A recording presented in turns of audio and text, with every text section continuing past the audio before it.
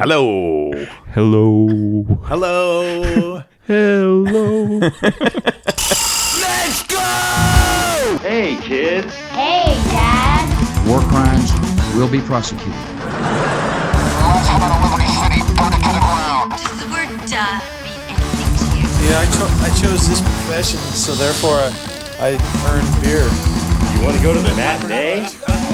The feeling is definitely there. You don't know my name! It's a new morning in America. This is the old dude, Howard J. Reynolds. Step into my office. Not gonna be too many punks. Don't you stop worrying about the punk? Fuck you! That's my name! Yeah, let's go to the punk rock show. Introducing, for your listening pleasure,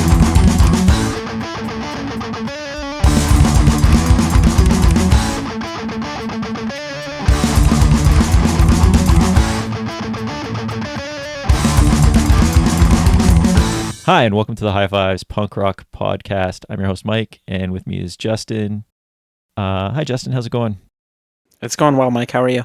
Not too bad. This is episode 112? 112. 112. I wrote 212 on my sheet, which is maybe...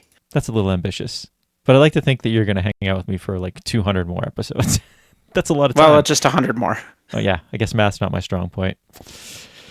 Or English, or life, I guess. I'm not great. So originally we planned to do this episode with Nate, but unfortunately Nate's basement faced the wrath of this weekend's crazy rainfall. So basically the weather doesn't want him to be on the podcast. Can't argue with that, right? Yeah, the weather's just giving us what the people want. Yeah. World is like, we don't need another white middle-aged male on a podcast. Let's flood his basement. Justin, it's been a while. I feel like both in podcast life and in real life, I haven't seen you or talked to you in like a month and a half. It feels like it's insane. Like really since we recorded the last podcast. Yeah, I've had some travels, some getaways, and yeah. You're an international man of mystery. I am. That's my calling card.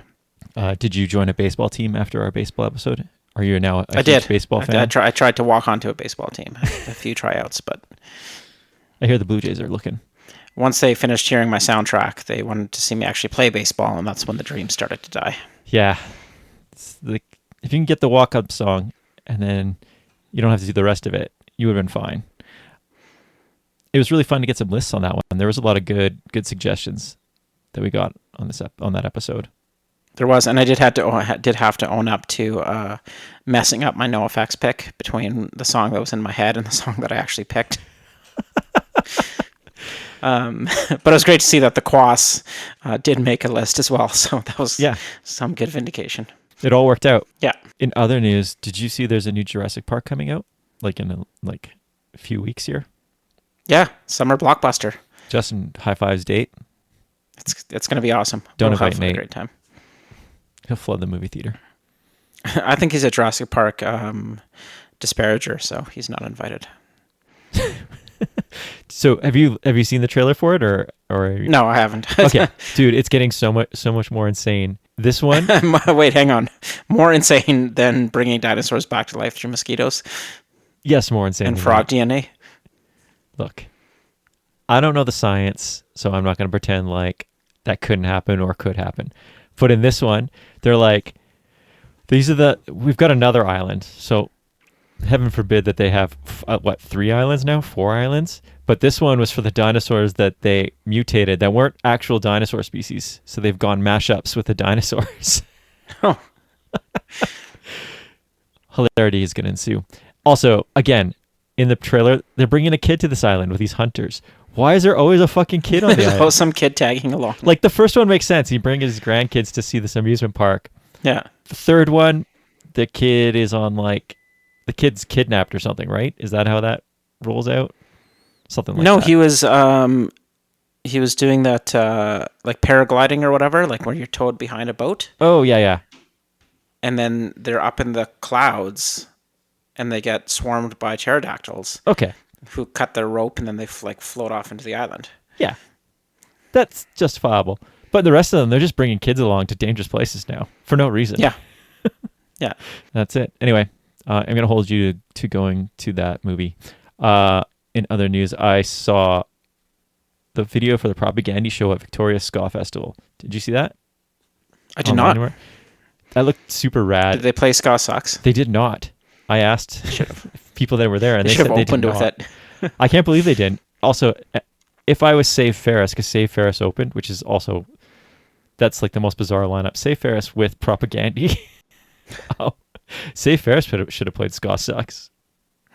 Or somebody like that. Either way, it looked like a really cool venue. I really wish that when Propaganda comes to town again, and I'm hoping they will, that it'll be at a good venue. Like, I just can't stand when they play the Palace. It's so hard to enjoy it there. Well, I think the last show was Dickens, wasn't it? Propaganda? No. Yeah, they Good played Riddance Dickens was, for sure. Good Riddance was Yeah. Dickens. I don't think So was Propaganda was. Yeah. Really? Oh, well, that's a good venue for it. I like Dickens. What else is new? I've been toying around making mixtapes again. I spent a lot of serious time looking at cassette duplication machines to make tapes again. Why? I have no clue. I'm going to guess it's some sort of midlife crisis thing. It's probably safer than buying a sports car. Couldn't you just use like an old ghetto blaster with a like record line in or something like Yeah, that? yeah, you can do that. But like, I was like, oh, I can mass produce tapes. Again. Oh, like to actually like, yeah. But why? Why would I need to mass produce tapes? Honestly, if you made more than 3, nobody would know what to do with them. Anyway, I'm just going to add that to a list of hobbies that make me poor, much like this podcast, making t-shirts for bands that no longer exist. Maybe I'll start a festival or something that really could bankrupt me. Feel free to send your Mike's Midlife Crisis suggestions to us. Justin's going to be catching up in age to me in December, so he'll probably need them too. You could do like that Astroworld Festival. I think it worked out pretty well. I haven't watched the full documentary, but Yeah, it sounded like a lot of people were there. I could also do like that other one. I don't know what it's called. The one where they tricked everybody into showing up to an island. The one on the island, yeah.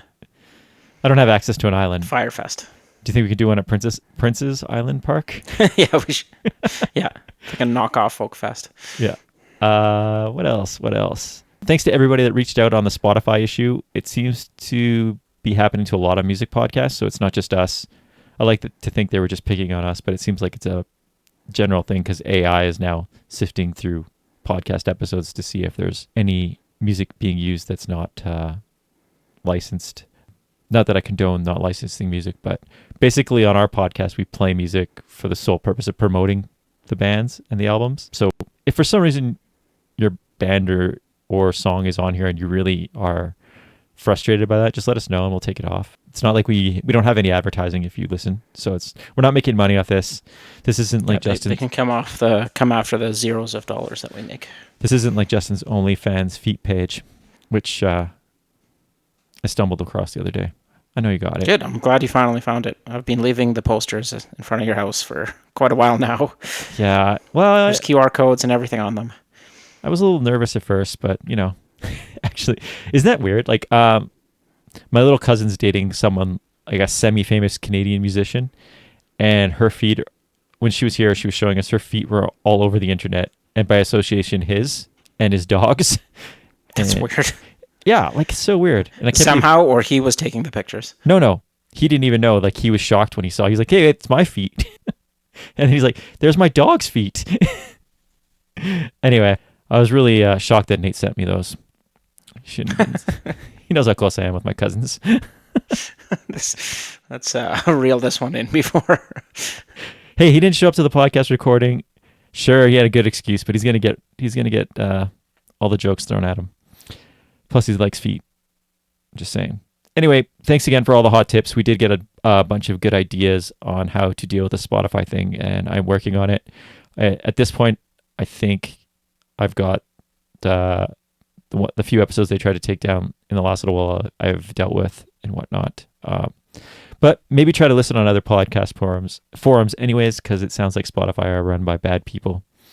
It's easy to use them, so I understand why people do. We all cave sometimes. It blows. But yeah, I guess we should probably get to the episode, which is our halfway through the year episode, right? Which is why we were going to have Nate on the show. Yeah, and this is because last year, even though we did step away from the mic momentarily, he did come back to do the half-year podcast. our half-year episode. He's just a quitter. So we were going to continue it this year, but he's dealing with some shit. So, Yeah. So it's just Justin and me. So it's this. And my first half-year podcast. Yes. We're just going to pick some of the albums that stood out for us in 2025. It's pretty sad that I had to pause and think of what year it was, but it's 2025.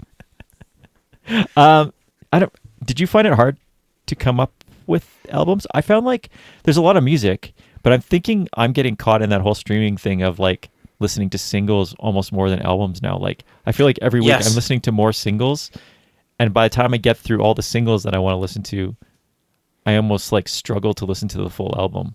I found it hard to find full albums for this, and not just an EP or not just like 3 songs that were put out, but an actual album.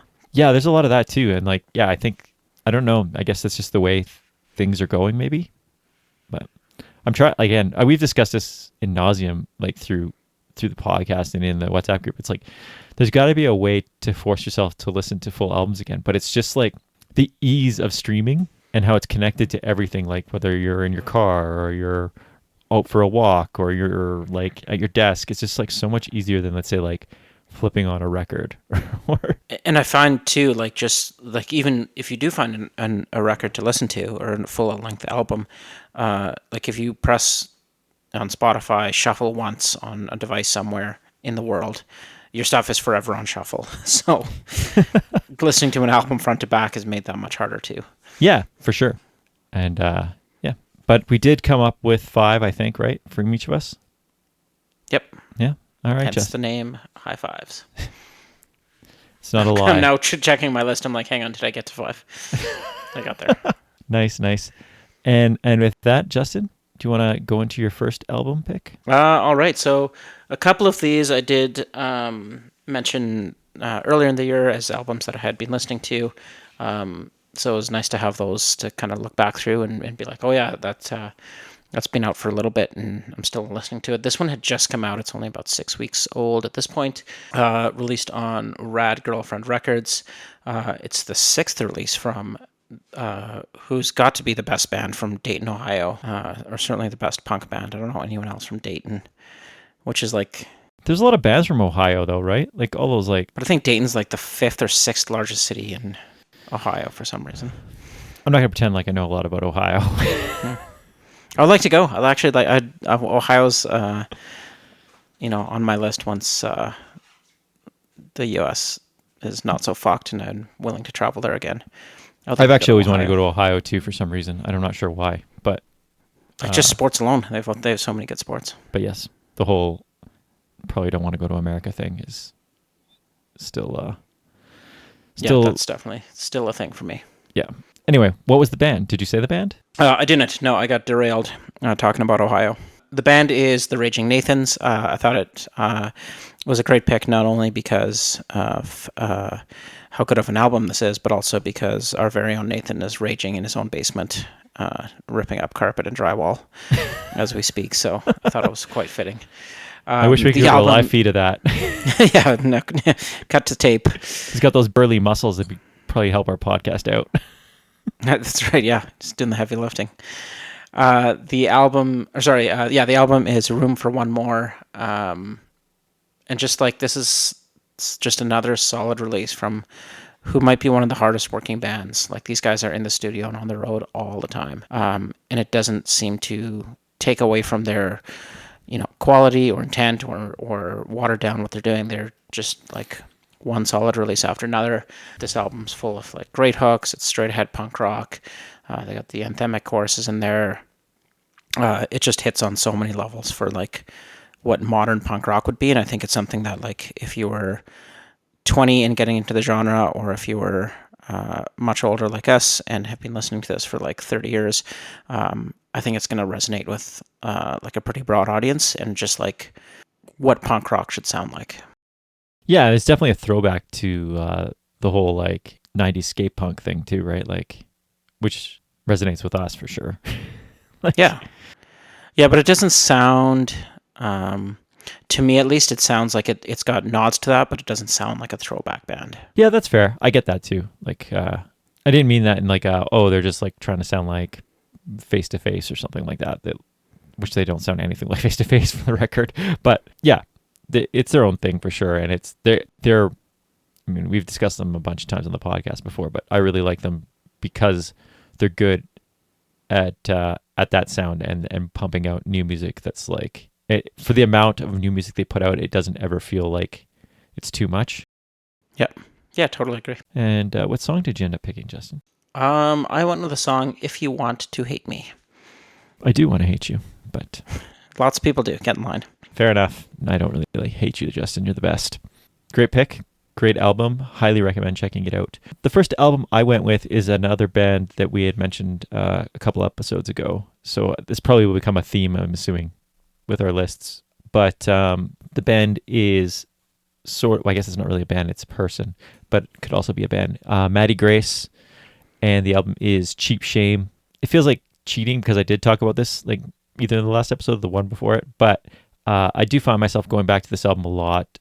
If you like Maddie Grace's other work in bands like Cluttered, you should love this album. It's lo-fi pop punk in the vein of bands like Reviver and Bad Moves.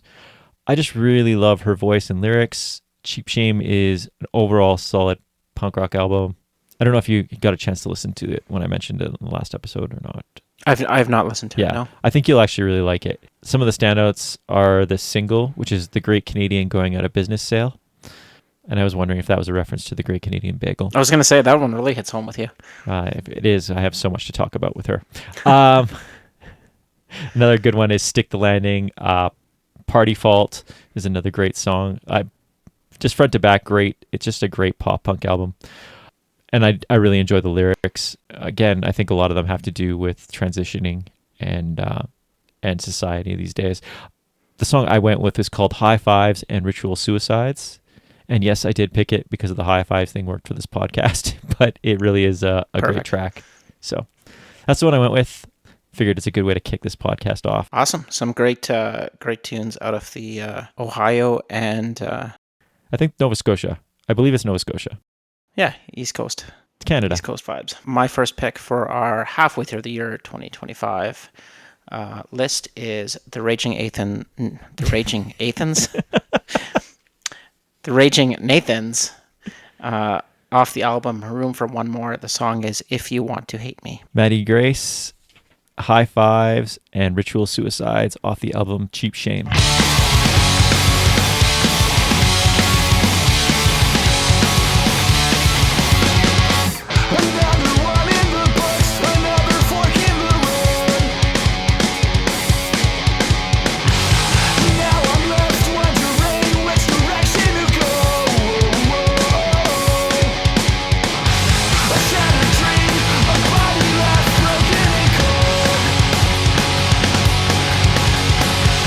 Am I the one?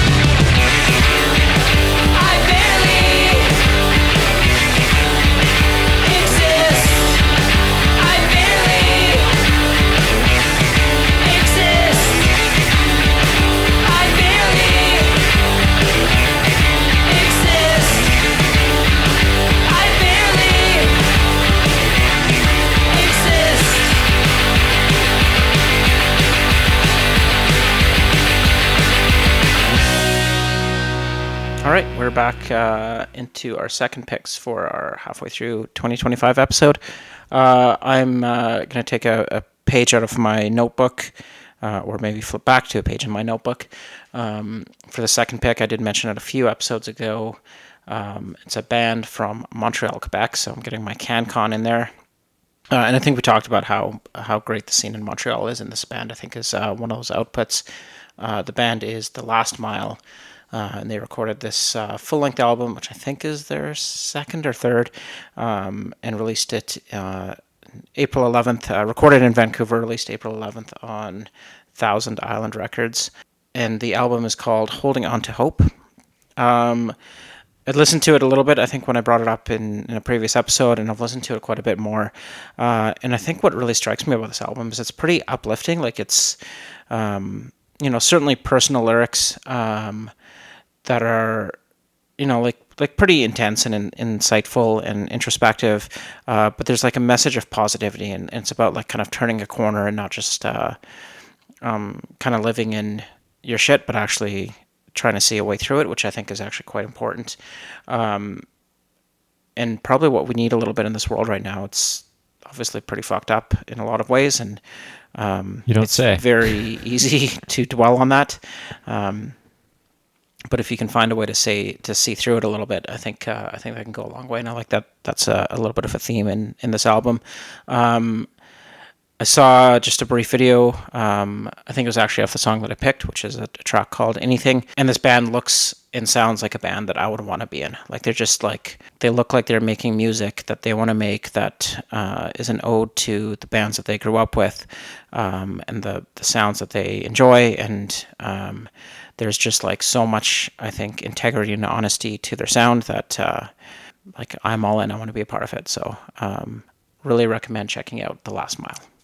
Awesome. A couple things. One, I would love to see you in a band again. That would be awesome. I think it sucks that you don't play drums anymore because you're a great drummer. Two, I'm glad you brought this band up because I listened to this album, really liked it, and 100% forgot about it. So I'm so super stoked to go back and re-listen to it because I did like it based on, I believe it was your recommendation to listen to it before it. Really liked it, and I don't know, it got lost in the shuffle, and it was weird because it wasn't even in my like, I create a file folder at the start of the year of all like the releases that I've been listening to, so that when I do these episodes at the end, that it's not like, I don't have to do too much research. But for some reason it wasn't in there, so I don't know if I deleted it by accident or something. So I'm super stoked you picked this, and I'm super excited to re-listen to it, especially with this like newfound appreciation for the lyrics. I don't know if I caught that the first time. And I do agree, it's kind of nice. Like, I listen to a lot of stuff that's goes with my depressive moods. So listening to something with uplifting lyrics is probably nice to hear, especially in punk rock, because it's not angry about, stuff. Yeah, it's not about that everything's like great and wonderful. I think it's just like, appreciative of life. Yeah, like things can suck, but we can also make it through it. Yeah, which is a great message. Yeah. Which really makes my next pick really funny because it's the exact opposite of that. This album is like on the level of Spanish love songs, depressing lyric-wise, dealing with depression and the bleakness of life. The band is Casper Fight Scene. They're from Marquette, Michigan. I know nothing about Marquette, Michigan. It's I could probably say they're the best band from Marquette, Michigan, if you're going to make claims about Dayton, Ohio, because I feel like Marquette might be smaller. This came out in the end of February or maybe the start of March. Super tight band, lots of hooks and great melodic breakdowns. It's emo pop punk for the fans of bands like Modern Baseball, Carly Cosgrove, Hot Mulligan, Raleigh, that sort of stuff. But what I really like about this album are the lyrics, because like I said, they had that tone of bleakness is so real, and it's I guess right now it seems very easy to listen to bleak stuff. Like you said, there's so much shit happening in the world that it's really cathartic sometimes to listen in the same way that it's good to listen to positive, and sometimes it's cathartic to listen to people definitely. that are just feeling as bleak as you are. It really works as an album. I know like sometimes the sound can sort of drag, especially if because you're bombarded with so many of these bands now. Like, I don't know if you feel that way, but I feel like for a bit there was a lot of bands that were working on this sort of sound. But there's a lot of diversity on this from track to track. I like how it kind of feels like the tracks flow into each other, so it almost feels like a story. And the song I went with is Young Neil, He Lives Here. I love a good pop culture reference. That's one to Scott Pilgrim, I believe. But the song deals with mental health and how it becomes easy to start crawling into your own space and letting it fall all apart. Like, it's easy to, when you're feeling down, to just sit at home and watch TV or look at your phone or not text anybody or just kind of do your own thing. And it's sort of, I think my impression from that is that's what this song is about. Like, you're sitting and it's just getting worse. Like, you're not taking care of yourself. You're not taking care of your surroundings, and it's easy to just like wallow in that, and you have to find a way to get out of it. So anyway, great album. I really recommend checking it out. Awesome. Really look forward. I know you mentioned it, and I have not got to it, but yeah, great recommendation. Awesome. Thanks, Mike. Second picks for the 2025 halfway through the year list. I went with The Last Mile out of Montreal, Quebec. The album is Holding On to Hope, and the song is Anything. Casper Fight Scene off their self-titled album, and the song is Young Neil, He Lives Here.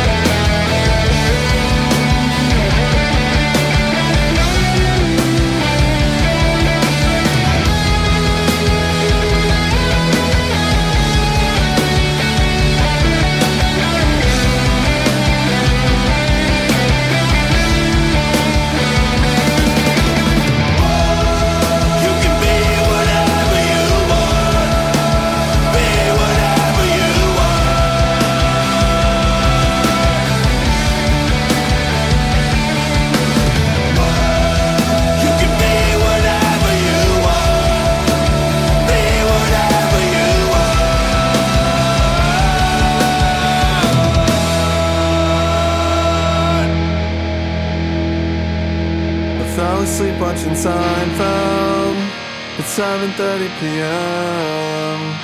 I was alone all day, smoking weed by myself. I couldn't put up a fight, so I'll turn in.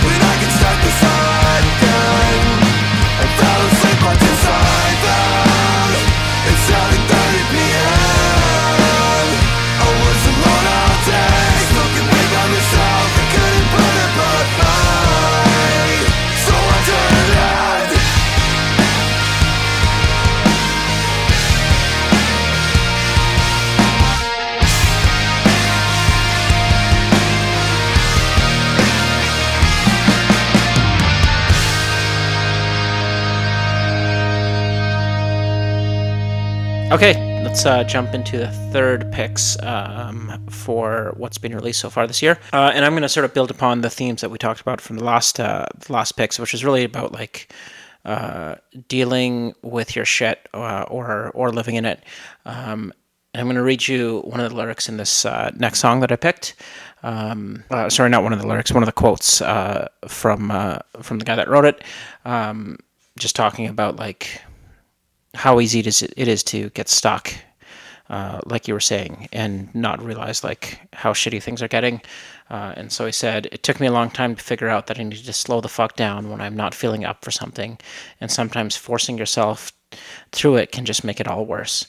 Take stock in the simple things that bring you joy and do those. That's a really good message. I wish I did that more often, to be honest, as a person.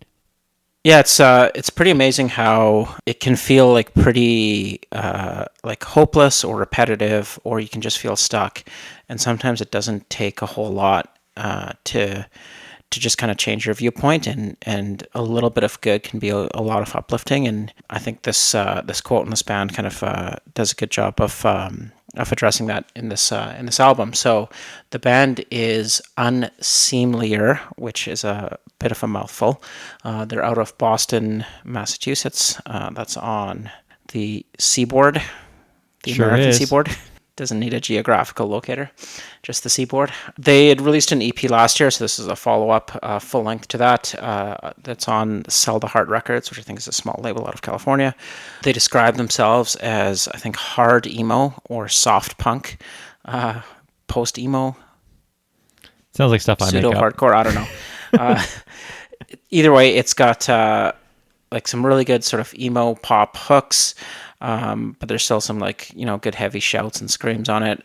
It's not like kind of like the jangly guitar kind of emo. It's more like I would say it's more of a pop punk album, but not in a very like not in an immature way, or like it doesn't sound like a Blink-182 record by any means. No, not at all. I came across this one. What actually sort of grabbed me first, or jumped out to me, was the recording on it, and I don't know where it was recorded or who put it together, but it sounds really good. Like, I love the tone that they got in the recording. It sounds just like honest, clean, and energetic, and I really like the way that this record's put together. And then reading, some of the insights on the tracks and the lyrics just kind of really cemented it for me. Yeah, this album's awesome. I love it. I just, it's a really good. I almost picked it, but it only came out a few weeks ago. So I was it's pretty new. I can't. It's new, but it's good. Yeah, new and good. Yeah, definitely. What song did you end up going with, or did you? Oh yeah, sorry. The song I went to, which was the reference that I had talked about, is the song "Power Chord Career Criminal." Nice. So Justin, this works perfect with my next pick because members of my next pick are in this band. The band is Little Low. The album is Sunshine Guilt. It's another one we talked about in an episode, probably last episode. It's continuing to grow on me. I'm a big fan of this band. I was a big fan of Save Ends, and I hope it's not insulting to Little Low, but it really feels like a continuation of that band. I mean, it's different because Christine's handling all the vocals, and I would assume most of the writing. I just really like her voice, her lyrics, and the style of the band. Like, it's, again, emo pop punk, but not like childish. Like, I don't know how to say, like, some of that. Sometimes pop punk is childish sounding. Like, Blink's a good example. Like, you could. Yeah. I'm not trying to shit on Blink or anything, but like writing songs about aliens, I guess. Well, I guess aliens is not a great one. I'm sure they have another one. Yeah, like it's just like the sort of most basic things of like going out with your friends, or like teenage, your first girlfriend or whatever. Like, it's fine and has its place. And I'm not like much like you. Like, pop punk has its place, and if you like it, you like it. Like, it's great. It's just you can take some of those sounds and I think have a more in depth. Yeah, Look exactly. at it. So I think Little Low does a really great job of that. Like, their songs, there's a song about dealing with stress called Stress Level Midnight, and that one really speaks to me because I'm not very great at handling stress, and I let it eat away at me. And it just felt, when I was listening to it, I'm like, oh, this is what I go through. Like, the stress is just compiles and piles on me. there's a bunch of great tracks. The title track, Sunshine Guilt, is good. They do one with the punk cellist, which is a really cool idea. Do you know the punk cellist? I'm sure I you're don't. No. Oh, there's this guy, like the punk cellist, and he does like cello versions of punk songs. Like he's played with the Menzingers, he's played with Red City Radio, and Oh, okay, cool. it's really cool actually, because like it's not an instrument that's like typical in punk rock. No, not at all. So he does some cool stuff. If you check it out on YouTube, some great stuff. I guess I had my note here, little sidebar. Chunks of this band put out 2 great releases in the last couple of weeks. One of them being the Unseemler, which I don't know how to say it either, and MK Naomi. So I recommend checking both of those albums out. But I actually had no idea that they were connected to Little Low. yeah, Mike, Mike is in both for sure, and I believe the guitarist for No Trigger is also in this, and Little Low and MK Naomi. So, That Seaboard scene is really that Boston tight scene. knit. I think they're actually from Alston or something like that, which might be a suburb of Boston. I don't know enough about it. We can have Christine Alston, back. Boston. You might be onto something here. Yeah. Just It just crack might be that the way they case said right Boston. wide open. It might have just been the way Christine said Boston to us that day. In fairness, they were living in Oakland at the time or something like that. But they did have those accents. But I guess as Canadians, we shouldn't make fun of people's accents, because apparently we have accents too, and I never noticed until the WhatsApp group mentioned it that we do. Sorry, did I say which song I went with? Oh, I went with the song Shade of Grey. Awesome, great picks, and great releases coming out of a group of awesome people out in Boston. Third pick for the halfway through the year 2025, Unseemlier. The album is I Have a Screw Loose Somewhere, and the song is Power Chord Career Criminal. Little Low, the album is Sunshine Guilt, and the song I went with is Shade of Grey.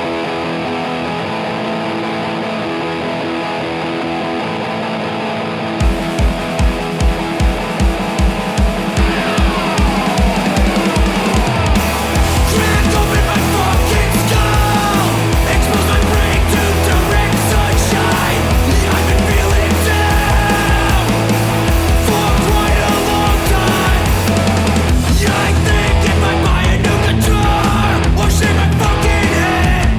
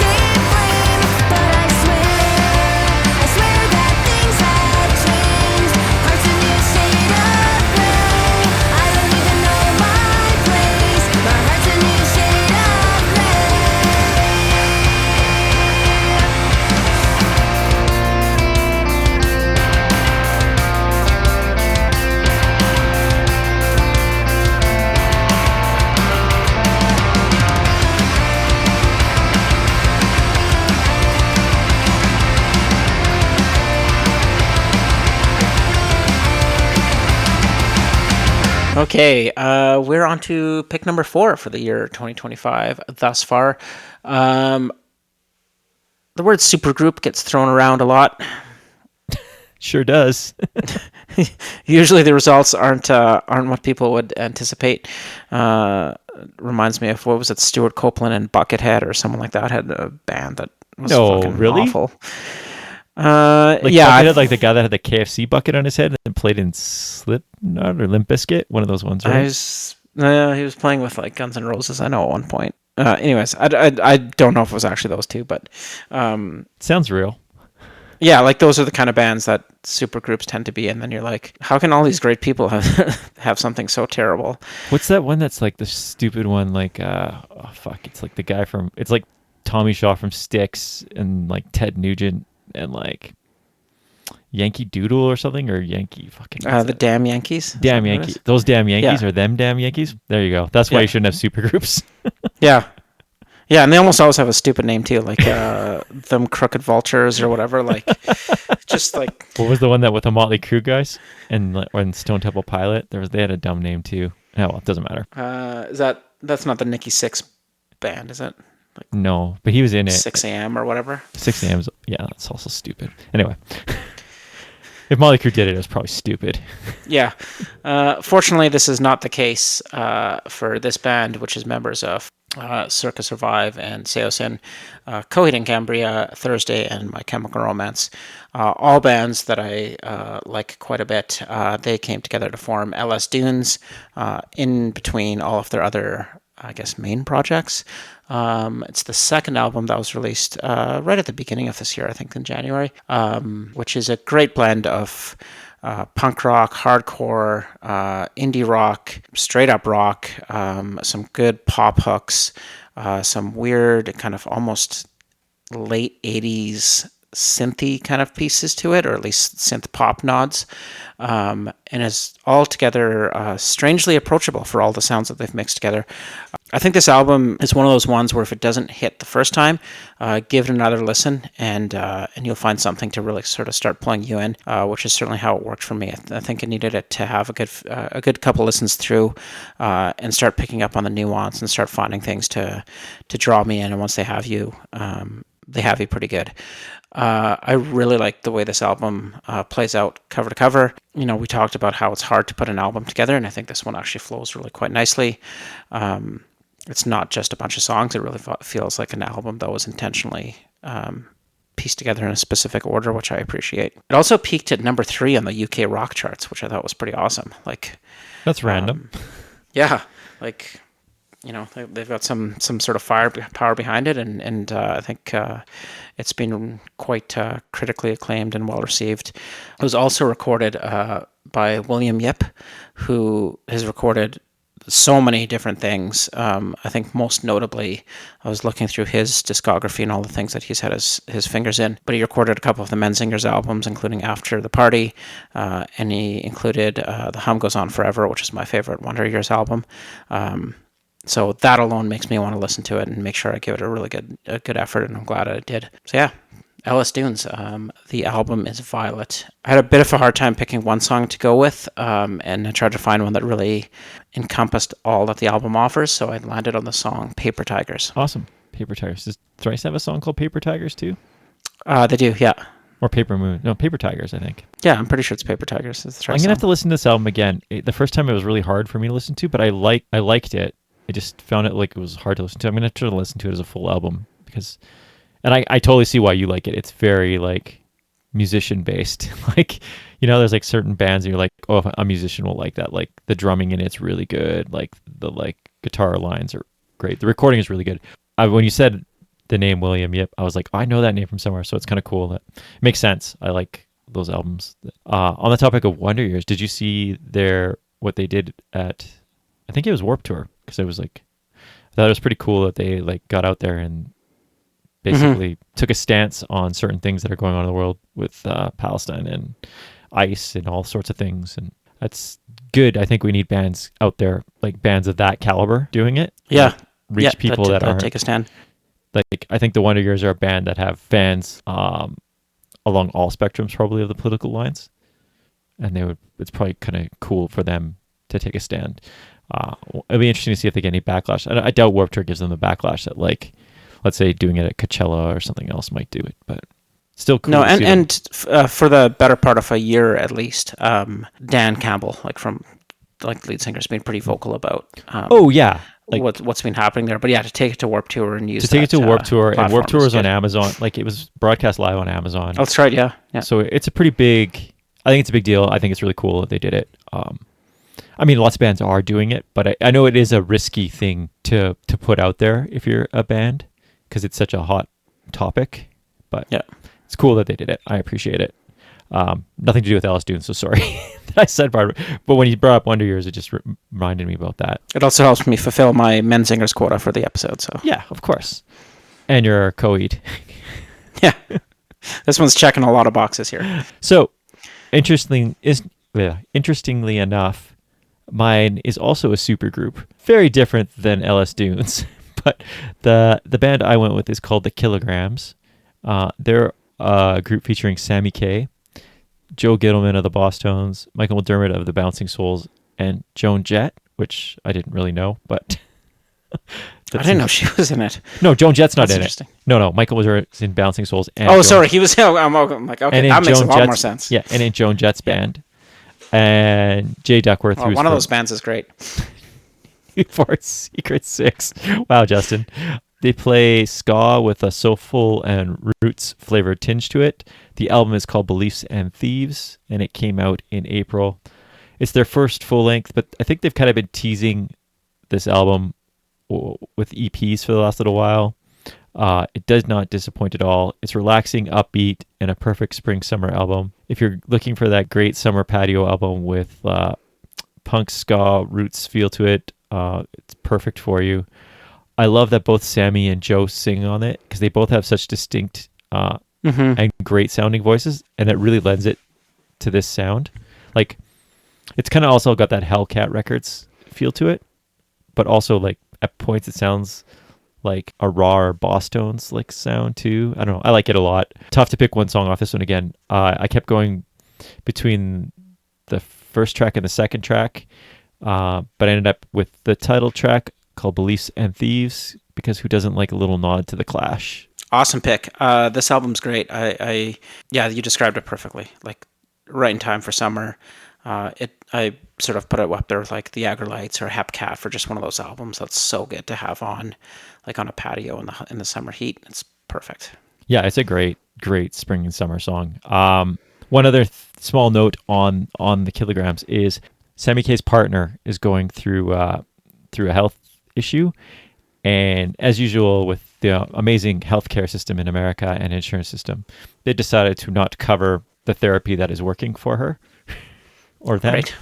And they're trying to raise some money via like a Kickstarter or whatever they're called these days. Are they still called Kickstarters when they're raising? No, Kickstarters are for businesses. For businesses. Crowdsourcing. Yeah, some sort of crowdsourcing thing. Anyway, GoFundMe. GoFundMe, that's what they're called. GoFundMes, yeah. Anyway, I just thought I'd mention that if you like the band, or if you're able to donate or something like that, I'm sure they would really appreciate it. So I'm going to post that on our Instagram as well when this episode comes out.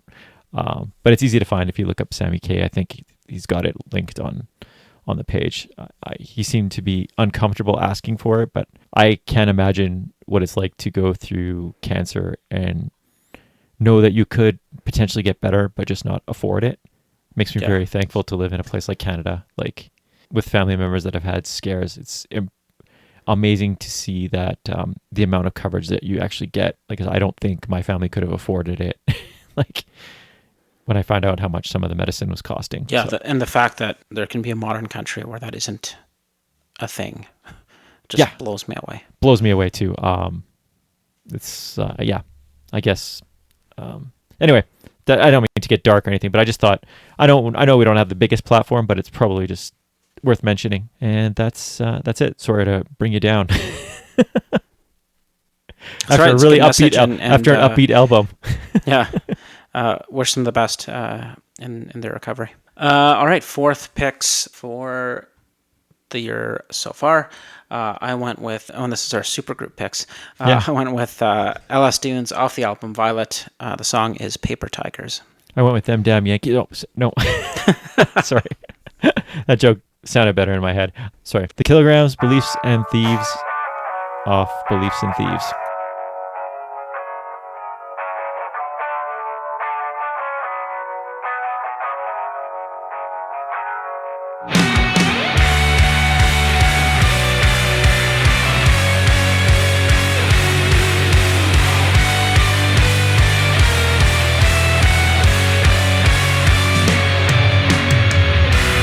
I was listening to you more than signal.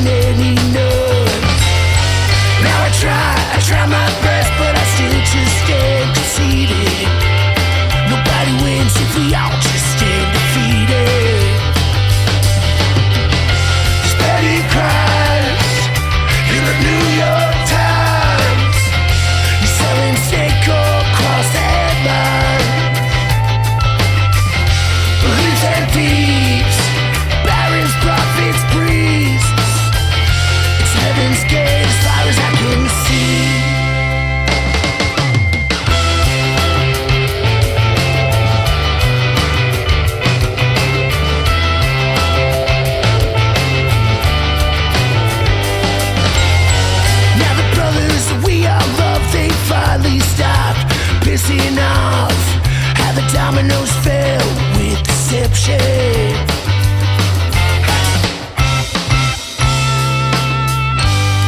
Beliefs and thieves.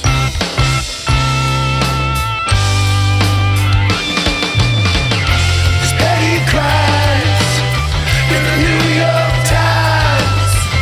They're selling snake across the headlines. Beliefs and thieves. Barons, prophets, priests. It's heaven's gate as far as I can see.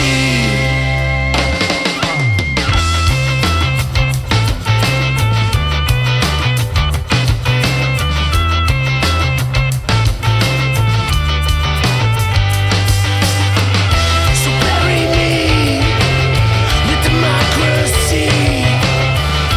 Burn it down with the bylaws. And heaven knows you're miserable. Stop crying your heart to me. Justin's just searching up super groups. So while he does that, I will get into the thank yous, and then he can let us know how many good super groups there are. Thank you for listening to our little podcast. Thank you to Justin for doing this with me. Thank you to our WhatsApp group. Justin promises he will give you a coupon for his foot fetish OnlyFans site. I can't promise it's for both feet, but you'll get one. Thank you to everyone who sends in lists or messages. We love getting them. If you do listen on the streaming services, feel free to leave a comment or a rating. But really, if you like listening to us, there's a couple of things you can do that really help. One, you can tell a friend who also might like the show to give us a chance. And two, you can consider adding some of the music we play to your collection, however you consume music. I know everyone doesn't buy physical copies, but you could see a band live, you could buy merch, you could stream their albums, you can add it to a playlist or tell a friend about it.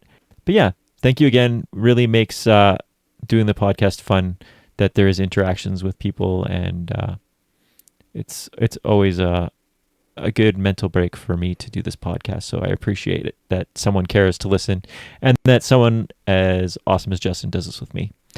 Now, Justin, what did you find about them damn Yankees and Stuart Copeland and the Buckethead guy? So I was not terribly far off on Stuart Copeland. He was in a band with Les Claypool from Primus and the guy from Fish. And it was called Oysterhead. So that makes me want to barf even thinking about that. There's not enough pot in the world to make that okay. Yeah. So not terribly far off. Some art school kid who just discovered LSD, though. That's their band. Do people still do LSD? Yeah, I think so. Isn't like LSD sort of like Is that what the deal with ketamine is? I don't think ketamine's LSD. But I feel like there's some, like it's like the next level of mushrooms was like trying to get back into acid. You don't hear a lot about Angel's Dust. I don't know what happened with that.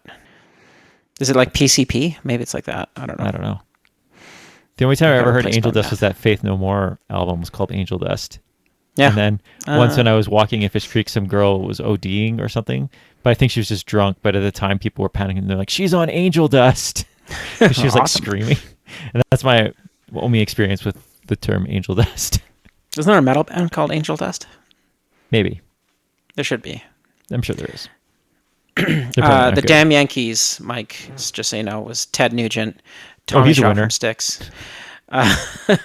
Night Ranger's very own Jack Blades, which is such an awesome name.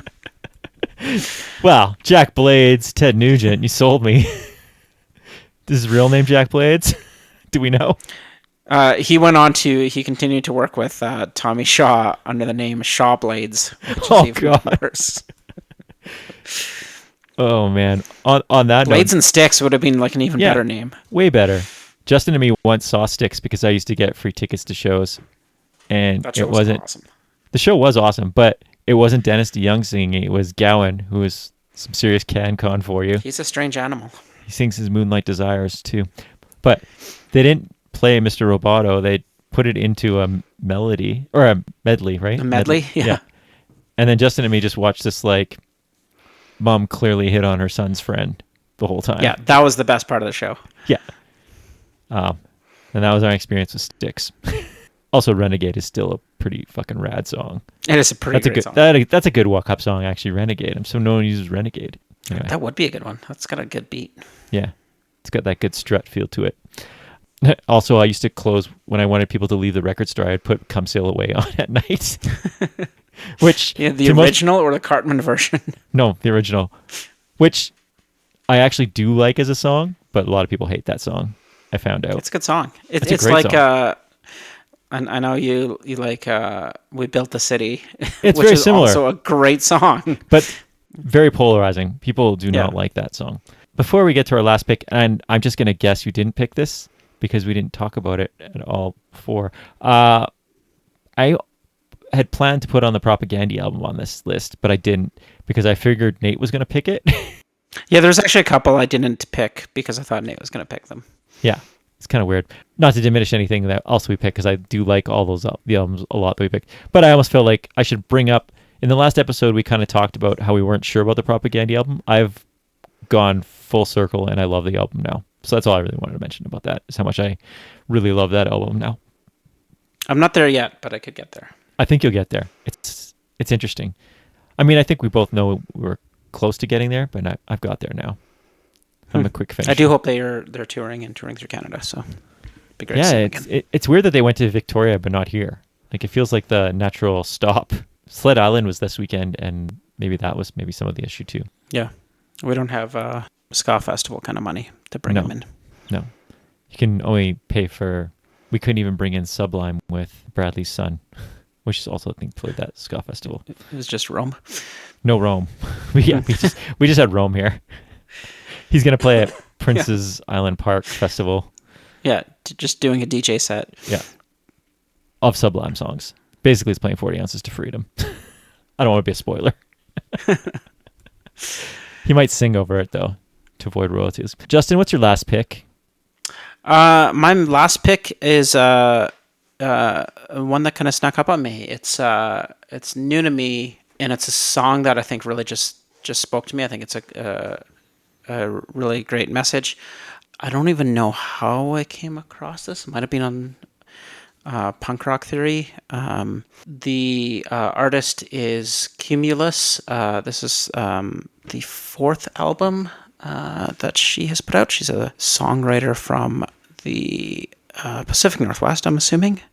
I might be making that up, so hopefully it's not too far off. You know what, Justin? I've never heard of Cumulus before, so I have no insight. No insights. You're not gonna bail me out on this one? No, I honestly don't know. Alex Lockhart is her name, and what first struck me was her voice, and the first song in this album really reminded me of Lita Ford in all the best ways, just in terms of like not necessarily in like power and edge, but in just sort of tone and composition and the way she kind of voices things, which is such a great, like, I really like Lita Ford. I think she's got an incredible voice, and Alex Lockhart's voice reminds me of that. So immediately I wanted to give it a listen, and I found my way through the album and landed on one of the last tracks, which is called Dad Song, and it's just the sweetest song about her and how much listening to music with her dad meant to her,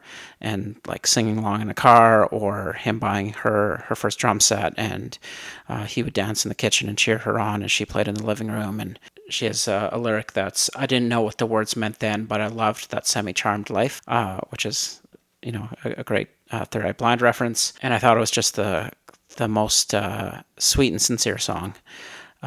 So a pretty radical departure from where I usually land, but I thought it was worth a second listen and a third listen, and I love the message in the song.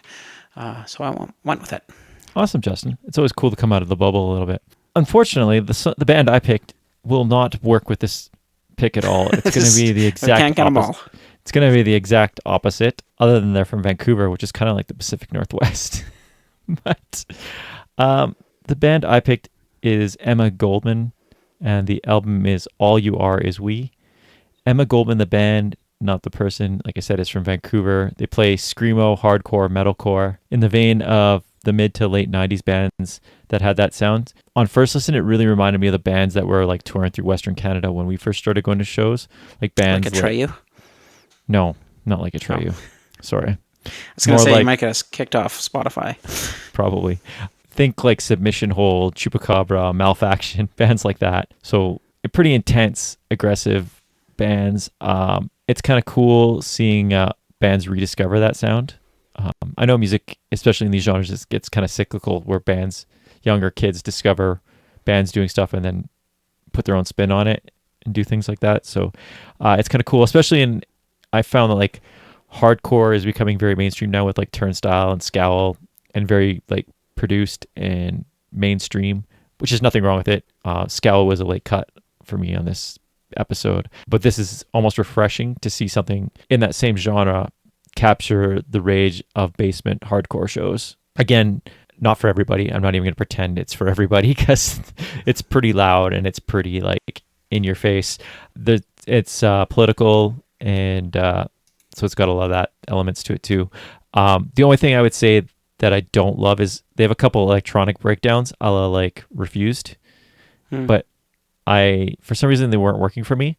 I'm sure that probably like a 17-year-old kid is loving it, so I'm not going to pretend like that all this is for me. But other than that, it's awesome. It's an interesting element to add, just not my cup of tea.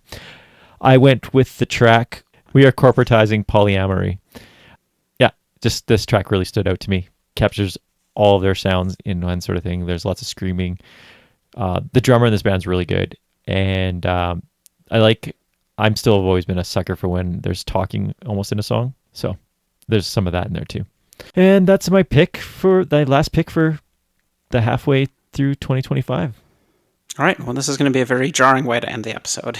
Yes, it will. I went with the album We've Got It All from the band or the artist Cumulus, and the song is Dad Song. Emma Goldman off the album All You Are Is We. We Are Corporatizing Polyamory.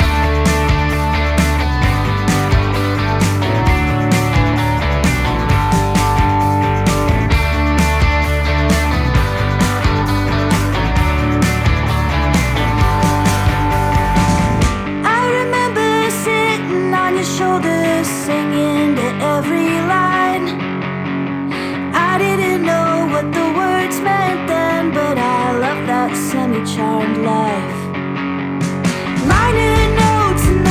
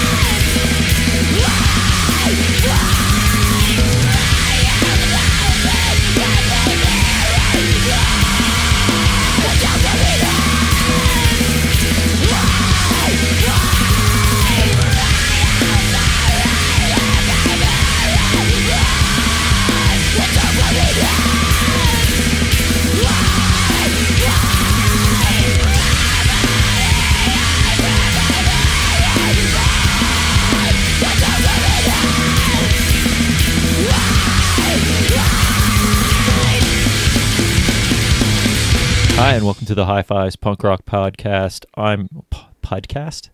Did I call it a podcast? Okay, I'm going to try that again. That's a different episode. It might be a podcast. It's a podcast. Remember that supergroup Damn Yankees? Remember them? Oh my God. You had a guy from Night Ranger, a guy from Styx, and Ted Nugent. The Nuge formed a supergroup. And in their video, the police have cornered them in a house because they're dangerous. There's a 48-year-old guy from Styx in that band. Arrest him! Polyamory? Oh, this is going well. Yeah, real well. Justin, you going to help me out here? Nope. We are corporatizing polyamory. Fuck. Justin, help me. Help. I need a little help. You got it. Okay. Polyamory? We are corporatizing... Polyev is his name. Pierre Briol. We are corporatizing polymorph. Fuck. Do I have to search up how to say it now? Or are you going to help me? No, you're going to have to put it into Google and get the voice. Oh my God. To read it back to you. Yeah, I'm sure that's going to look great on my Google search. I think it's polyamory. Polyamory? Okay. It's them damn Yankees.